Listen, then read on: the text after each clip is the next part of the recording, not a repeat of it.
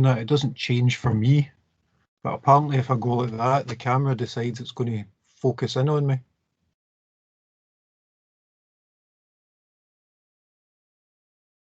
Anyway.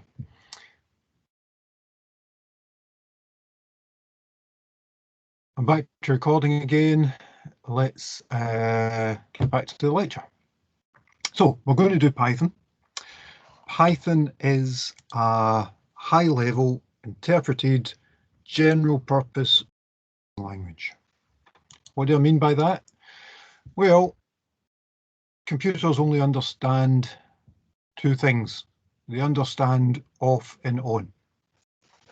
That is it. There is a electrical charge or there's not an electrical charge. You'll be finding this out if you have done or are going to do computer systems. The electrical charge on or off is binary. That's what the computer actually talks, but we're not good at that. In other words, we're not good at looking at a string of numbers like that and knowing that that means print.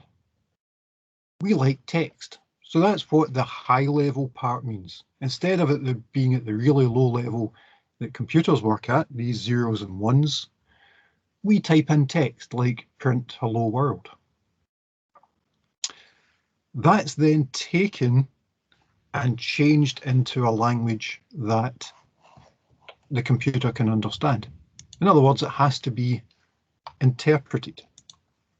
So it's a high level interpreted language.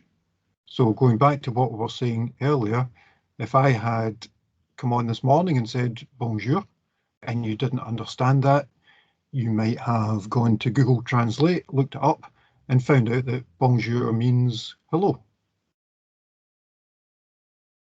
Inside your computer, the Python that you downloaded and installed is a Python interpreter.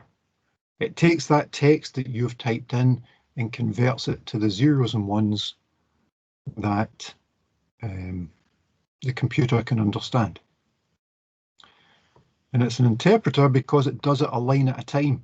And you actually saw that earlier. It doesn't try and translate the whole program at once. It does it a line at a time. And you know that because when I